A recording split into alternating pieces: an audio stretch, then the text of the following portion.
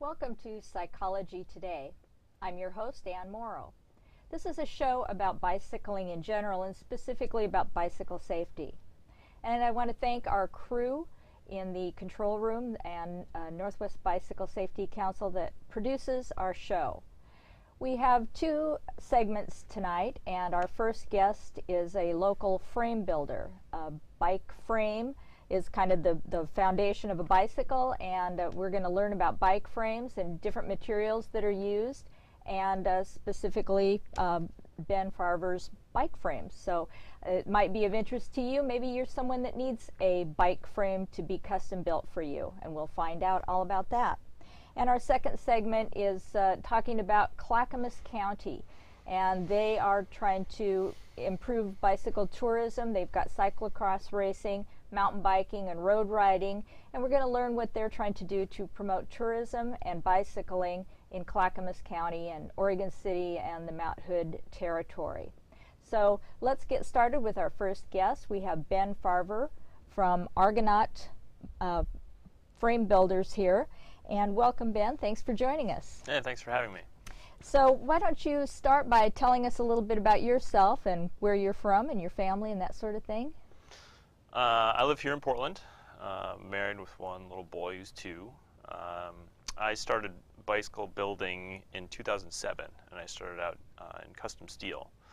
So I basically taught myself to weld and tried my hand at custom steel frame building.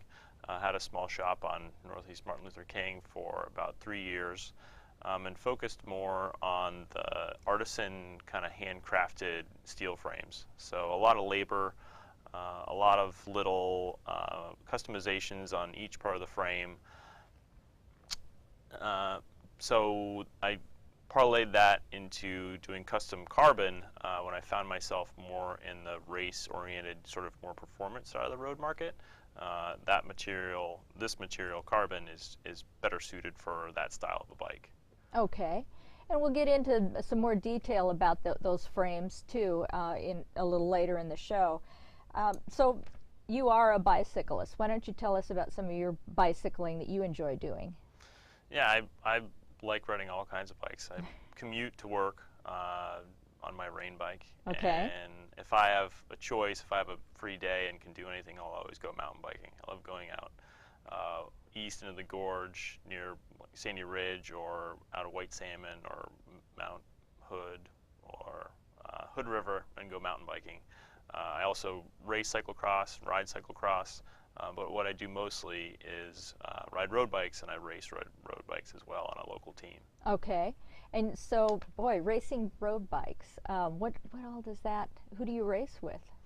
Road racing, amateur road racing, much like the professional road racing that you'll see on television, same configuration. So a big pack of riders, usually a field of 40 to 50 people, and it can be like a point-to-point race or a lap, sort of a criterium race. One of the weekly series we do is out at Portland International Raceway during the summer. So a big pack of people, a lot of sprinting, a lot of effort. It's a lot of fun. You are busy just being a bicyclist. Yes. So what's your favorite ride right now, or at least maybe what was your favorite ride when the good weather ended? When it's summer, I think my favorite ride is Lolo Pass. So starting from Portland, riding out through a Marine Drive, along Marine Drive, then through Troutdale, then up and over Lolo Pass, which is on the north side of Mount Hood. And you drop down into Hood River through gravel and through the orchards in there. And it's about a little over 100 miles or so. But that's my favorite ride if I have a day to go, be out on the bike. Well, I can tell that you're head and shoulders above me in cycling. I know Lolo Pass is just being a challenge, so good for you. So you build bicycle frames and you Argonaut cycles. Where did that name Argonaut come from? I studied history in college, and the story of Jason and the Argonauts was just always something that stuck with me, and I always thought to myself, if I ever owned a company, I'd call it Argonaut. It kind of works in the bicycling frame building realm because it loosely translates into somebody who is in search of good fortune or in search of riches. Excuse me. Jason and the Argonauts The Argonauts were on a ship that were in search of a golden fleece. So an Argonaut is somebody who's in search of good fortune or a fleece or riches or something. So that, yeah, that translates kind of symbolically. So you kind of briefly touched on how you came to become a frame builder. What really drew you into teaching yourself how to weld, and what was really drawing you into this kind of a business? It was, the first thing was trying to come up with an excuse to not get a real job. I got into sculptural welding and really enjoyed it. I really like working with my hands and building things. And it made sense to try frame building, to take the knowledge I'd acquired about sculptural welding and apply it to a sport that I liked as well. Starting out, it was a pretty steep learning curve, but I really enjoyed the substantive nature of building something to completion and sort of having a finished product. As I progressed as a frame builder and also learned more about the business, there was always something in it to keep me kind of excited and challenged and encouraged, or I can't think of the right word, but just excited about doing it. So that's what I like about being a frame builder, is there's this substance, this thing that I can make that I can be proud of, that is a finished product, but then there's also sort of the running the business aspect of it. There's the marketing aspect, there's the design, there's always kind of something to keep me from getting bored. Yeah, and that can be important. I mean, some people like a repetitive job, but some people like a little challenge. And so there's, even though you know how to do this in a skilled way, there's still different challenges apparently to meet. Exactly. And running a business adds an element of that as well. Exactly, yeah. And so how do you view your niche in the Portland bike scene as a frame builder? It's definitely more experienced cyclists who probably have one or two custom bikes before, or one or two bikes already, and they're looking for something that's more unique and more suited to them and more suited to their riding style. They're likely competitive, avid cyclists. That doesn't mean that that's every customer that I have, but the most typical one is somebody like that. And how do they learn about your product? Mostly word of mouth and website, internet traffic. Just gaining a reputation in the cycling community, and being active in the cycling community is really what I found is the most productive way of getting my brand out there. So that sounds like a good kind of rationale for you to be out riding a lot. Yeah. To show marketing and market research. And the word of mouth part. Good for you. So let's talk about these frames. I think most of us, I know I don't think a lot about my bike frame. It's there. But really it's the whole foundation of the bike. So there's a lot of different materials that people use to build frames. We had someone that showed us their wood bike frames. So let's talk about the different materials that people use and the pros and cons of those different things, and ultimately coming to you using carbon and why. So you know, just starting out, maybe like aluminum, pros and cons. And yeah. Just you should wink at me or something if I get too technical. Okay. I tend to deteriorate into the... Okay, yeah, don't do that. My eyes will glaze over. Exactly. Just give me a blank stare. So aluminum is a really apt material for a bicycle frame because it's both strong and it's light. You can make a stiff bicycle that's also very light, but one of the negatives about aluminum is its harmonic transference abilities. So what that means to the cyclist is that it carries the road vibration up into your body. Steel as a material has a lot better harmonic qualities than aluminum does, but its strength to weight ratio is a little bit different. Right. So oftentimes it's a little bit heavier, but personally I like the ride quality of steel over aluminum a little bit better. With carbon, I feel like it's kind of the best of both worlds. It has a really great strength to weight ratio and also has really good harmonic qualities as they apply to cycling, so it sucks up and absorbs that road vibration really well. I see. So sometimes you find an aluminum frame, but it has a carbon fork perhaps, maybe a carbon seat post. trying to kind of overcome Exactly. the Yeah. So is carbon more expensive than some of the other materials? It is. Typically? It's more expensive as a raw material, and it's Mm-hmm. also more labor intensive to make. Okay. Okay. Um, so you said that you started out with steel and Hmm. then moved to carbon. Tell us about how that came about. I started building steel because that was the material that was my favorite material to ride, and also from a frame builder's perspective, it's really forgiving and friendly material to work with because it's malleable and you can be creative and you can um, you know, even screw up in a couple of ways, and it's forgiving. You can, build a frame that might not be straight, and you can bend it into place, and it'll still ride pretty well. Um, my main reason for switching to carbon was kind of two different ones. One, I found myself more in the performance side of the road market, so things like strength to weight ratio, making light bikes, was more important than, say, like a touring frame or a Mm-hmm. commuter frame. And also, I became unsatisfied with not having control over every aspect of the bike frame. With steel, you pick the same tubes off the shelf that everybody else is using, and how you Oh. mix and match them together, it takes some art and some practice. But really, all your raw materials are kind of the same across the board between different frame builders.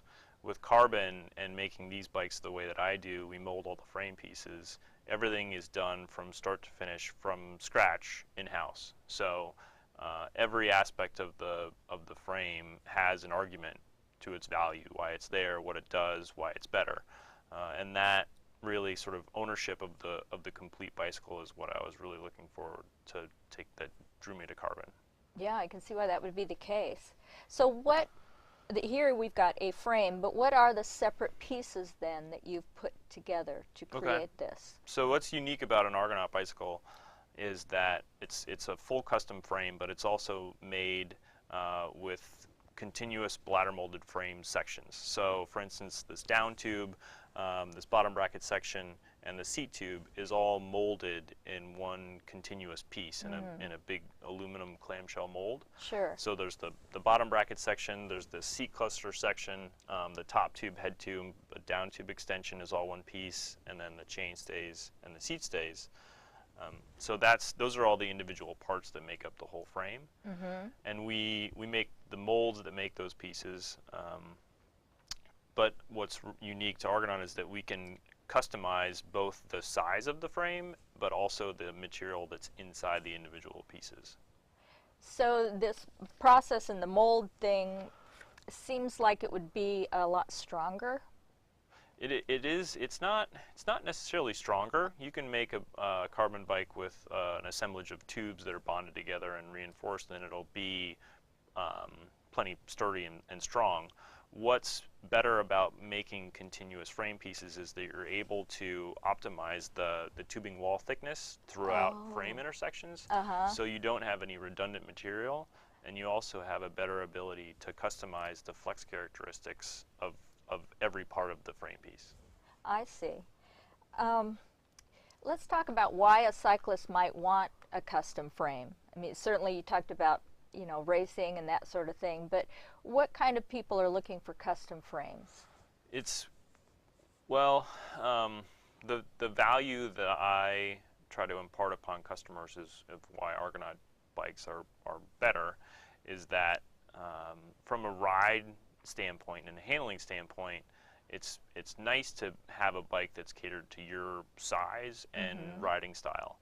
So two different, similar size people, but different weight and also different power abilities, will the same bike will feel different under those people. Oh. So a bike off the shelf in the store might work well for somebody, who's average size with a really good power output and sort of fits that spot, but somebody else, that bike's not going to ride very nicely for them. So customers come to me and I look really closely at both their physiology, their riding style, their strength, and also how strong of an actual person they are, how much power they can put in the bike. And I try to optimize that to them and their unique case to give them a really great riding experience. Wow, I didn't realize it was so complex, but it makes sense that like the physiology of the person, of the engine, really impacts the frame and the bike and all that. Yeah. You really have to take all that into consideration. I think sometimes people, we buy a bike off the rack, so to speak, and we get a bike fit.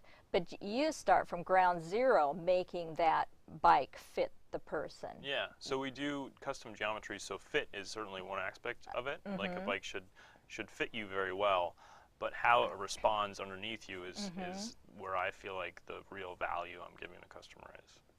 Now, sometimes when I talk about, I'm really stupid about bike frames, but when I talk about frames and the materials that are used in bike frames, a big person will say that they go to steel because they're a big person. Is that a correct point of view or not? You know, it's not material driven, it's more quality of assembly driven. Steel, you know, a carbon bicycle frame can be every bit as strong, if not stronger, than a steel frame, and if a steel frame isn't made properly, it's going to be very weak. So there is a lot of mass-produced carbon out there, and it has, I think, a negative connotation because carbon fails different than metal does. Metal, instead of failing, will bend. So if you bend a frame, it doesn't have the same kind of connotation as it breaking. Yeah. Whereas when carbon fails, it breaks. So it's sort of more catastrophic. Yes. So I think from a psychological standpoint, that sticks in more people's minds, so they're a little bit more afraid of that. But it's not inherent in the material itself. It's more how it's made. So like a well-made carbon frame can be every bit as strong and last actually longer than a steel frame if it's made well. So you haven't had any customers that you've turned away saying, I really don't think this frame would work for you? No, I mean, I think that somebody, you know, it's possible somebody. Okay. But I recently made a bike frame for a guy who's 6'7" and 260 pounds. Okay. So it's a pretty big guy. Yeah. And that's I guess who I think primarily is who is looking for a custom bike frame is somebody that is so big, so tall that they can't possibly go to the store. But that's not at all your whole customer base. I mean that's definitely a segment of it. But it's not. I'm not building bikes to suit people who fall outside the bell curve. Yeah. I'm building the perfect bike for you as an individual. So certainly you're petite female, but strong. Well, not even a strong rider necessarily. Right. But you know, pretty aggressive isn't the word. You'd want somebody probably that rides quite a bit, road, maybe races. But anybody. No, really from anybody. Petite to gigantic. I have a customer right now who has really limited experience riding bikes. Oh, okay. And he asked me if he was experienced enough to get a custom carbon bicycle, and my argument was, just because you haven't owned a lot of cars doesn't mean you wouldn't enjoy a nice car. That's an excellent analogy. Yeah. Absolutely. And why shouldn't you have one? Yeah. Just because you don't drive a lot or Exactly. ride a lot. Yeah, there's no prerequisite for a nice bike. Yeah, and you should be comfortable Exactly. when you do ride. Yeah. Because otherwise you won't ride the little bit you do Yeah, ride. exactly. It'll be a miserable experience. Exactly. So I've always thought that if a person starts with a good bike frame, it could last forever, theoretically. That you just keep switching out maybe seats and wheels and components and keep making it new again for your life. Is that a reasonable expectation? Yeah, absolutely. There are certain sort of more race-oriented carbon road bikes out there that have an intended or implied life cycle in them. Maybe 3 years of hard racing and okay. But my goal with these bikes is to make a long-lasting, a forever bike, and it's possible to do that with carbon, especially because it doesn't. If you take a piece of metal and bend it or flex it, it's never going to come back to zero. Over time, those flex cycles will sort of weaken and weaken and weaken and weaken the metal. depending how strong it is to begin with and how much force is applied, that life cycle varies. Carbon is a material such that it will always come back to zero unless it breaks. So it doesn't have that same finite fatigue cycle. So in a lot of ways, you can actually ride a carbon bike forever. And again, I love it when customers ride a bike for 6 or 7 years and they send it back to me for new paint and new components and they're off again. I think I feel like that's a really great value that I'm giving them. Really? Now, would the opposite be true, that if you buy a junker frame, that's inferior, very inexpensive, it's going to, and maybe it would be steel, I don't know, that it would not last for a lifetime? That there's just nothing you can do to make it a good bike? There are inexpensive frames out there that are made well and ride really nicely, especially with a nice set of components, especially wheels. Okay. Your wheels probably make the biggest difference. Sure. If there is one part of your bike other than your frame that you'd want to focus on. But of course, something that's not of high quality, it isn't built to very, it's not straight, or the welds are corroded. It's going to fail over time, so it's not going to last. So there isn't necessarily an inferior material or a material out there that will never make a great riding bike. But there's definitely nicer options. There's better. Yeah. Okay. Exactly. So it's worth looking into. Absolutely. Yeah. And you usually get what you pay for. Yes, and that holds true with bicycles. Exactly. So describe the process of building a frame. You talked about welding and things, and so how do you kind of put this together generally? So when I switched from steel to carbon, I really wanted the value of the frame to be in the individual frame parts versus its assembly. They're not as artisanally put together as maybe a steel frame is, where the depth of the welder isn't as important. Oh, okay. The value of the frame is really the engineering of the individual frame parts. So a customer process, start to finish, a customer will come to me, will first decide on their geometry. So how the bike is going to fit them, where the saddle is in relation to the bottom bracket and the handlebars. Once the frame is designed, the geometry will go into the carbon layup. So we'll go into how the individual strands of carbon are engineered in the individual frame parts for them. And then we'll make the frame parts according to their specifications. So we'll change the amount of fiber in each frame part, the modulus of the fiber, and then the orientation of the fibers on top of each other. Once we have the full set of frame parts, we go back to our original design, and we'll cut the parts to size and then bond the frame together. A little bit of finish work, and then it goes to paint. Sounds nice. So just briefly, you kind of touched on this, that frame building for you is really kind of a passion, an art. And so how do you, as you work on these, there's challenge you mentioned, is it kind of an art to you? I think there's definitely some art in there. The sort of akin to, a kitchen and a cook.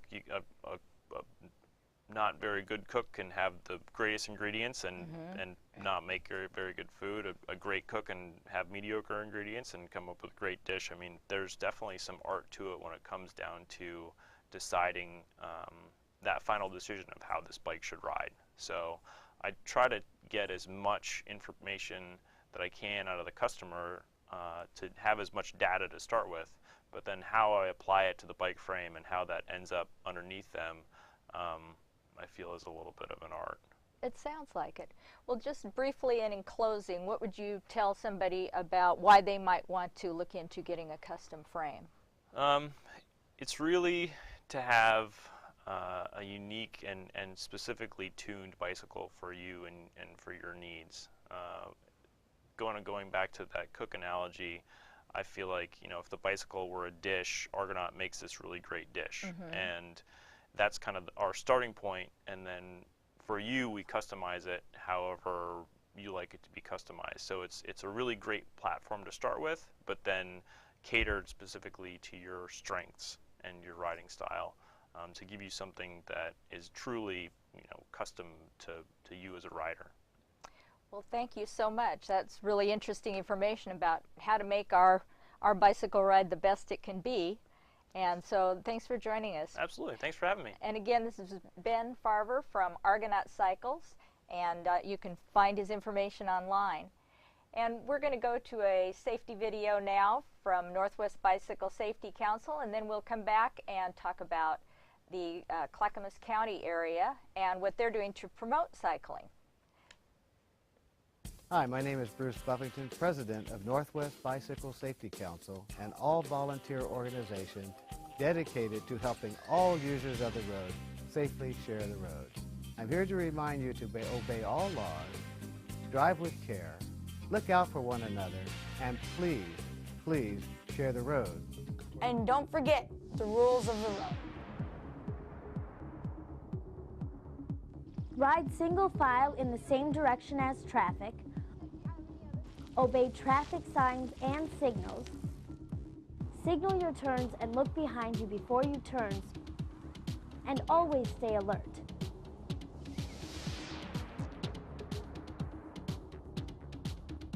Remember guys, wearing your bike helmet is the single most important thing you can do for your safety. Let's say this is you. If you crash or fall off your bike, ouch. I don't care how tough you think you are. You could really get messed up. Now here's you in a helmet. Cool. You're A-okay and looking smart. So just think of your helmet as part of your gear. You don't see a soccer player without shin guards. You don't see a basketball player without shoes. You don't ride your bike without your helmet. It's part of the gear. Ride safe, ride smart. It's time to start today. For additional information, you can find us at www.nwbicyclesafetycouncil.org.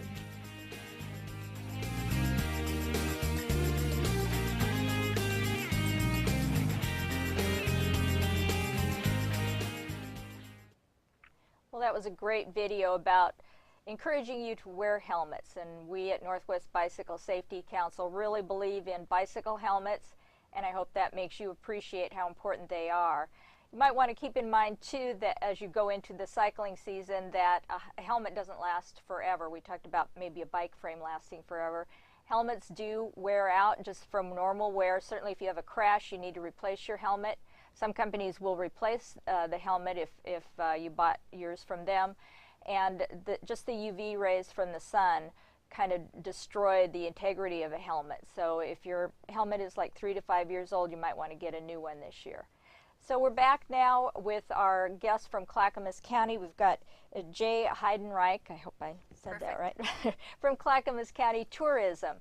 And many of the counties in the state of Oregon are promoting tourism and cycling and that sort of thing, and everybody's involved in trying to bring people in, not just from the different neighboring counties, but the state, the country, and internationally, and bring them to Oregon to enjoy the beauty that we all know and love every day.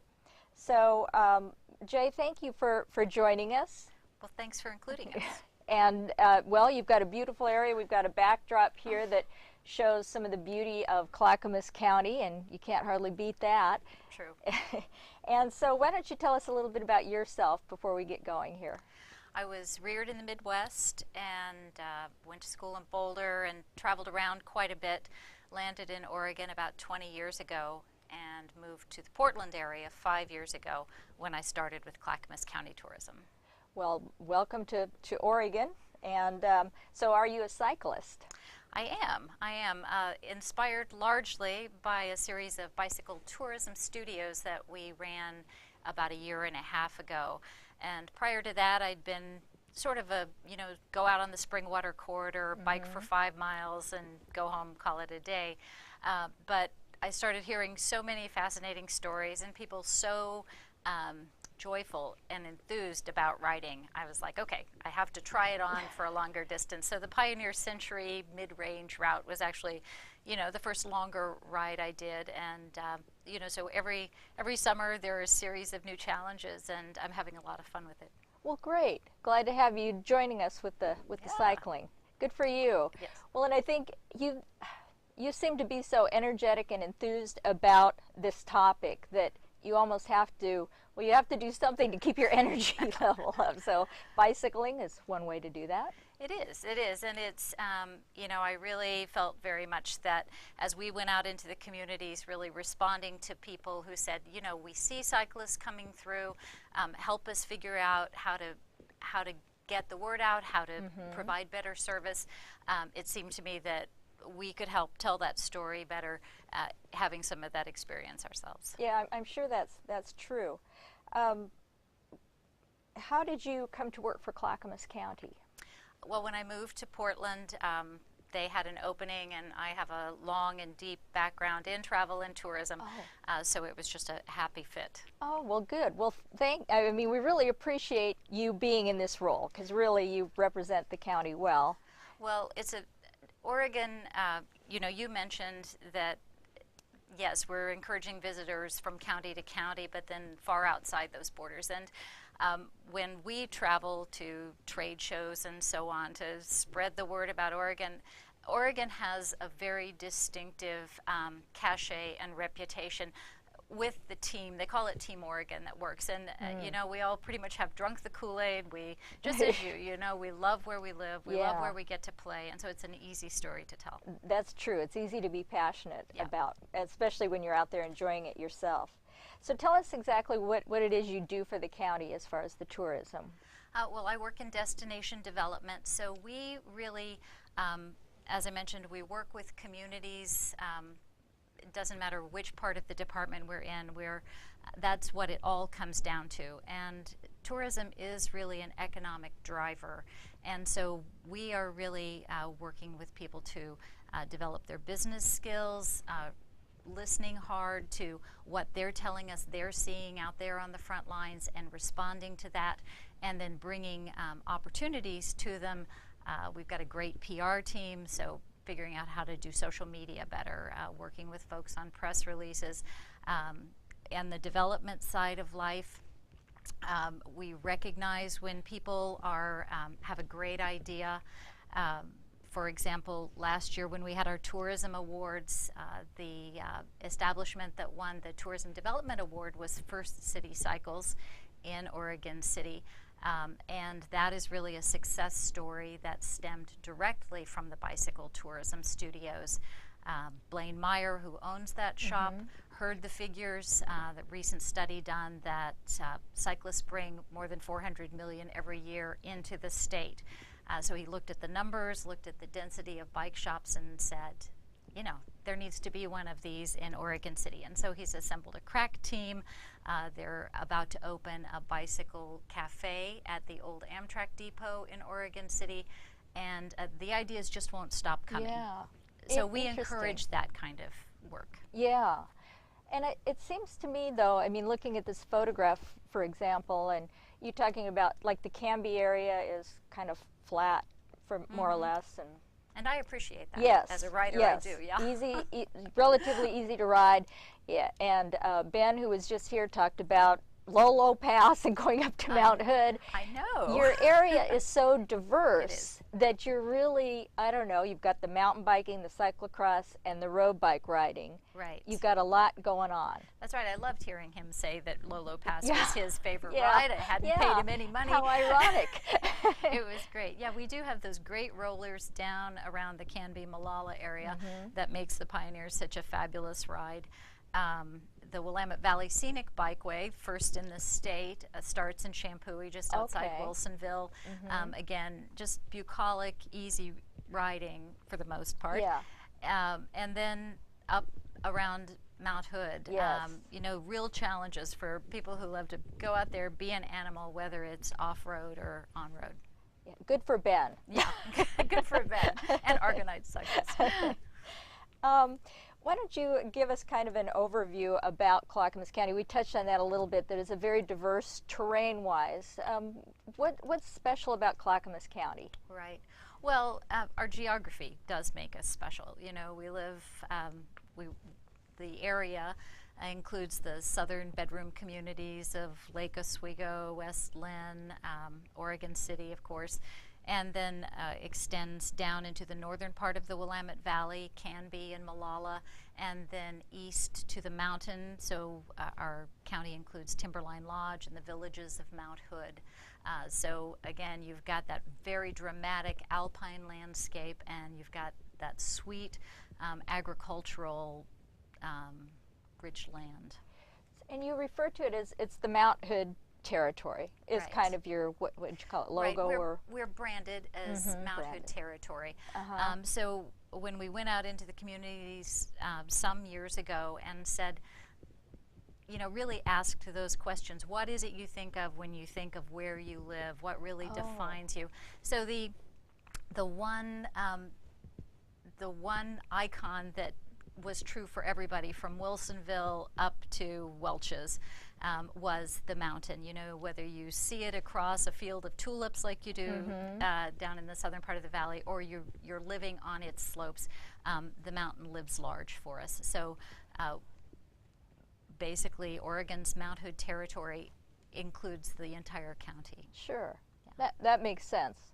And as somebody that helps market the Pioneer Century for Portland Wheelman, we it's the Pioneer Century, so we kind of go with that idea of why did the pioneers come here and stop Right. and call it home, and so that's kind of our perspective, I guess. Yep, and that's very true, and that's I think a great thing about cycling. You know, you've that great ride, one of the largest in the state, has latched on to that pioneer moniker and the idea, and heritage is so big in our county.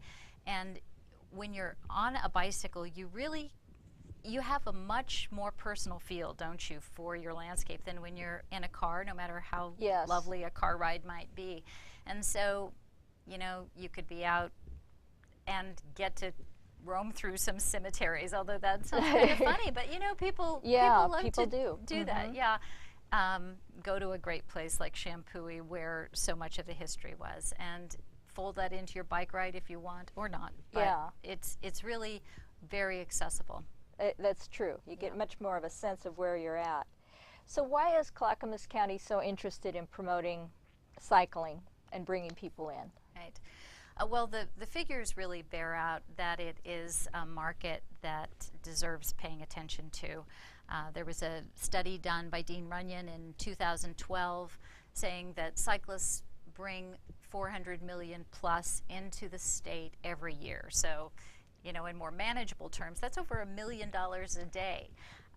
So that's big. We have, and here in Clackamas County, as in much of Oregon, our area is comprised primarily of little towns, small communities.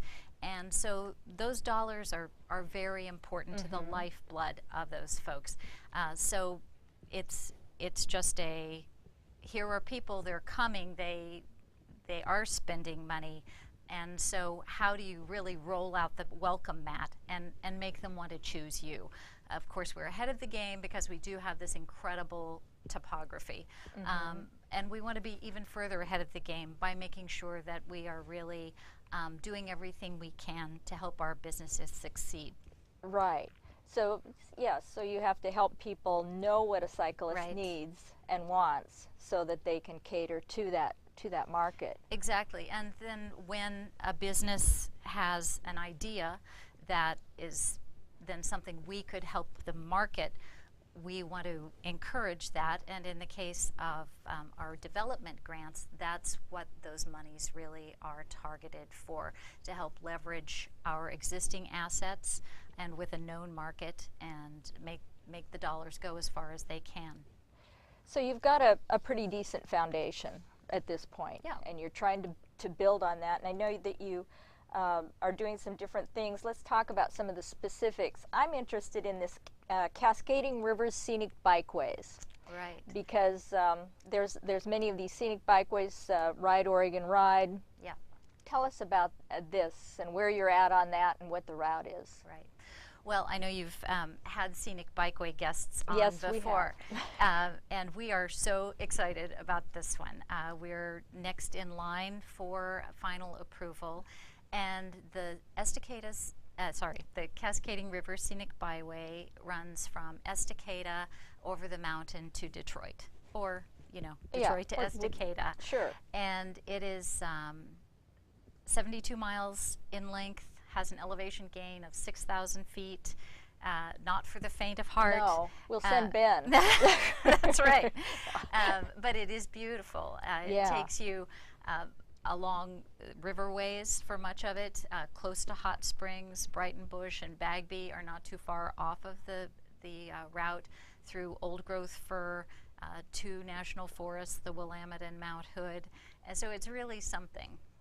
So, I mean, I was joking about Ben. It sounds very doable. Yes.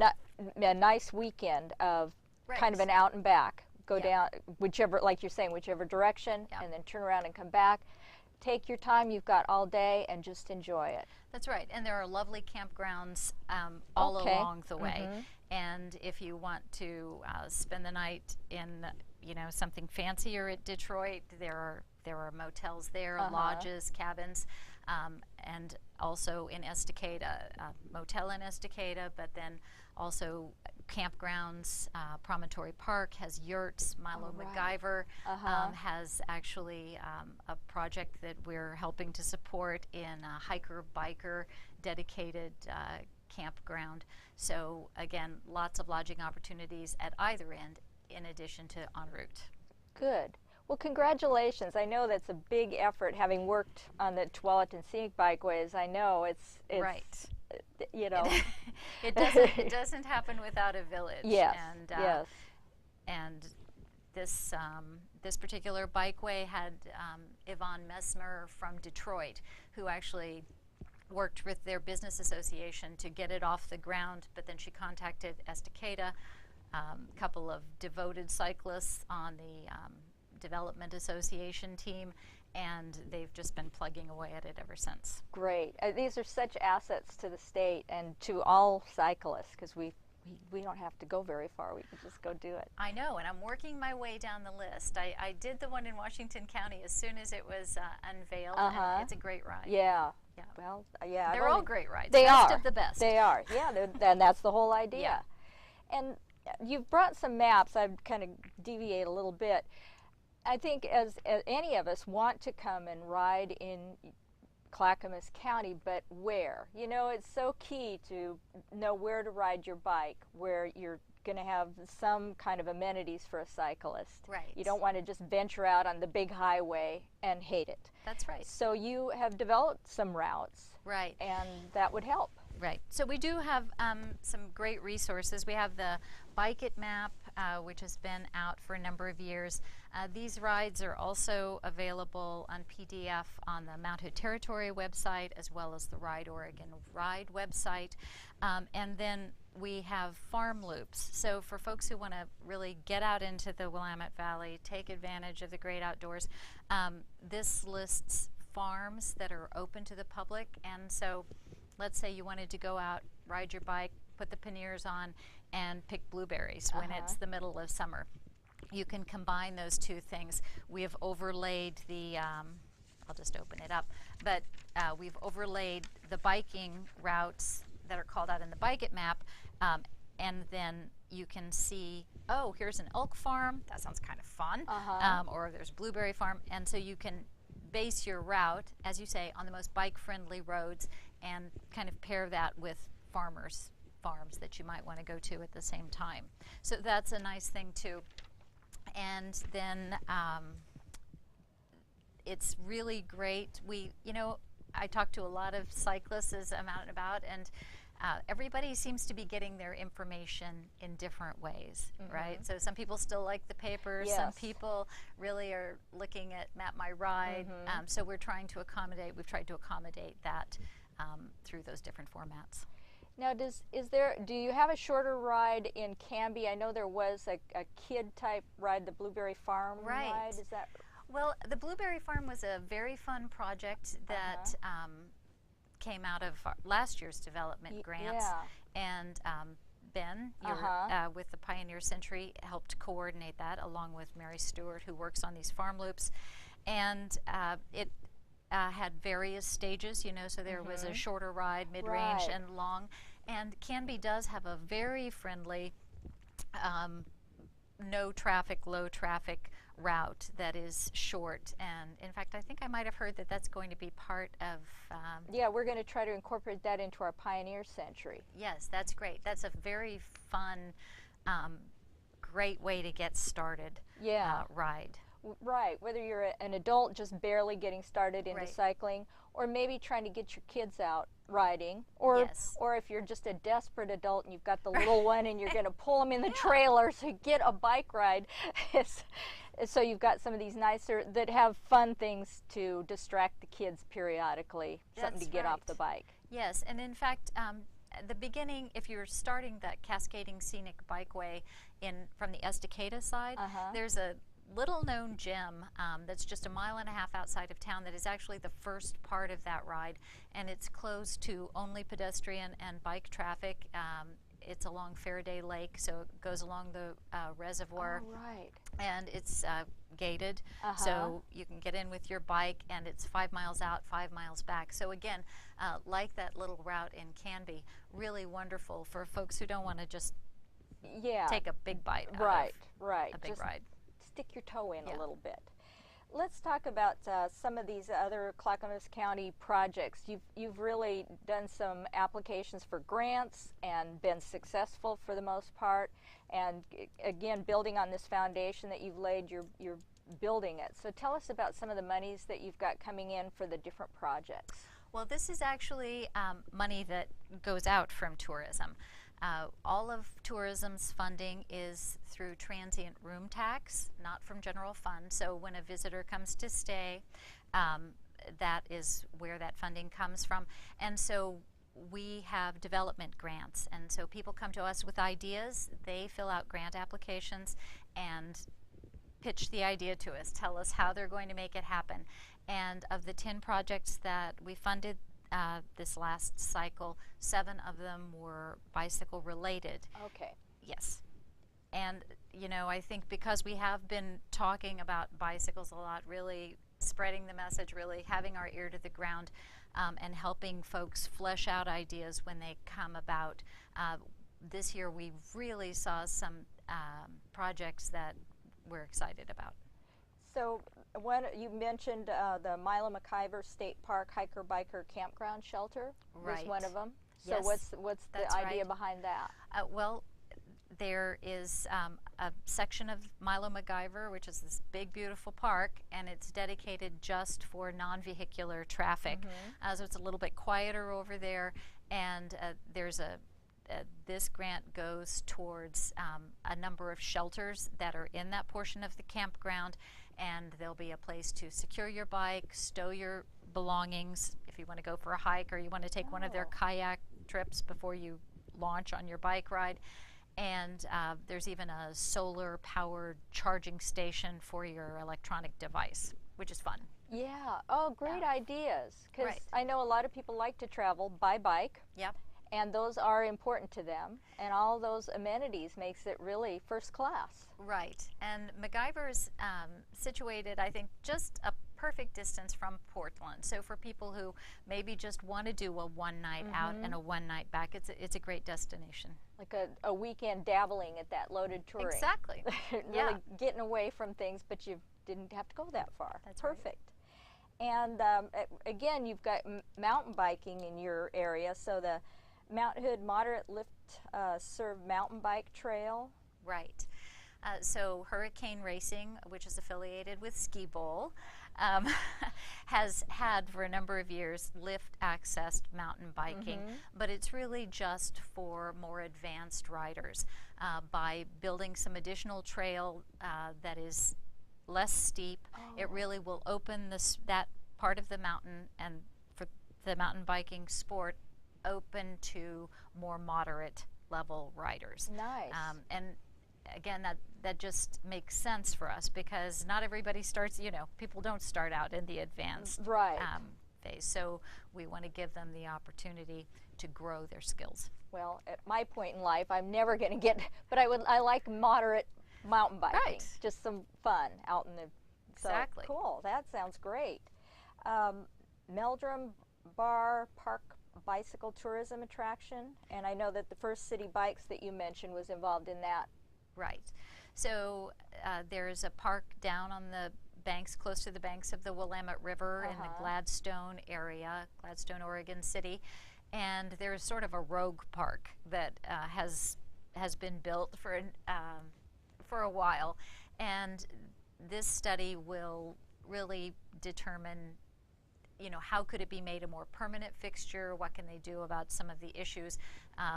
Is the city on board with it? If so, you know, what would the parameters be? So this is to fact find around that. Okay, so kind of a preliminary studies and things to see if and where it's going. That's right. It's a jump park, and they submitted with their application a very fun video, which would be kind of good to look at because people are doing jumps there. Absolutely. Yeah.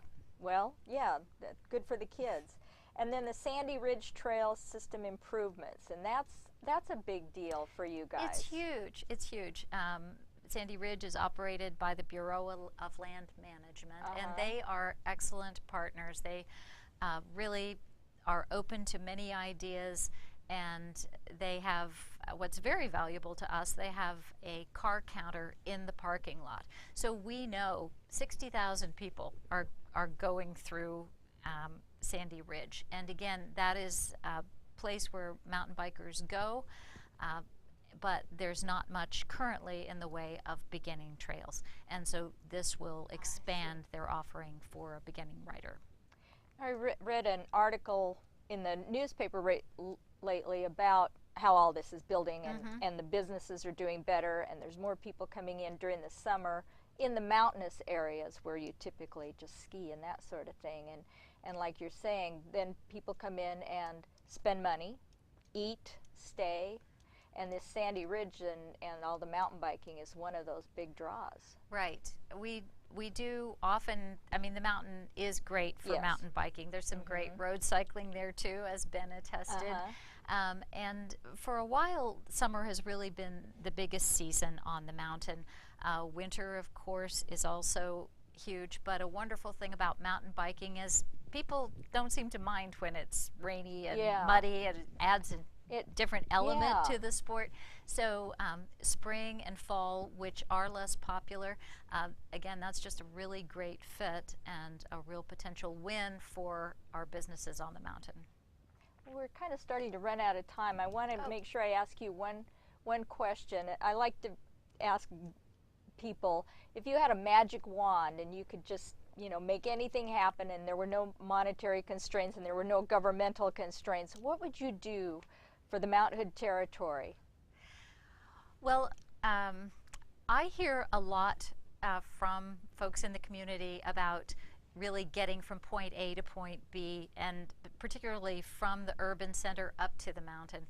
So that connectivity issue is key. So if we could get people off of 26 and on a bicycle on a really safe, wonderful community-to-community ride all along the corridor, and we've got a great start. The boring section just got finished for the Springwater Trail, so I think filling in those pieces and creating that route all the way would be my wish. Nice. So is that feasible at all? Is that a feasible idea?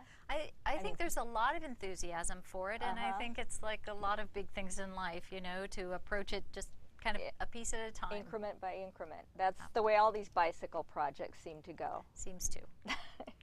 Well, we're just about out of time here. Let me see here. Now, let me briefly, Oregon City. I think of Oregon City as being really hilly and not bicycle friendly. Could you dispel that myth? I cannot dispel the myth that Oregon City is. But, you know, there's an elevator. There's a fabulous elevator there. And so what you can do is you know, put your bike on the elevator and ride up the bluff and ride around in the more midtown section that way. There are some bike paths right along the river. And I will say, though, I sometimes carpool with a neighbor of mine who's an avid cyclist, and his favorite thing to do when he's not carpooling with me is to ride the bus from our house, from our neighborhood to Oregon City, and then he, you know, his workout is to climb the hill. Sure. He loves that about Oregon City. Okay. So different strokes. It's hilly. It's hilly, but if you're going along the 99, for example, between Oregon City and Canby, where there's a bike lane, it's not that hilly. But once you get up the bluff, it's hilly. Well, thank you so much, Jay, for explaining Oregon City to me. I really appreciate that. And I want to thank Ben, too, for joining us. So it's been a really educational show. And thank you for joining us. I hope you got something out of it, too. And we'll want to be riding in Clackamas County. Boy, it's a lot of good things going on there for bicyclists, and they're really trying to keep us safe for us. Thank you for joining us, and I'm Ann Morrow, the host of Psychology Today, and I hope that you'll join Bruce Buffington and I. We have bicycle rides through Portland Wheelman Touring Club, and get out there and ride with us. And check our archived shows for hints about bicycling and how to keep in shape during the winter months. And we'll be coming back next month with another show about bicycling, and I hope that you can join us each month, and we'll try to keep you educated about bicycling and what's going on in our communities, and trying to keep you out on the road and bicycling safe. And as Bruce always says, to obey the law, you need to know the law, so get a hold of a DMV bicyclist manual so that you know what the laws are in our area, and you can be a safe cyclist. We had a frame builder, Ben Farver, and I hope that maybe you can get one of his frames and enjoy cycling with him. Thank you.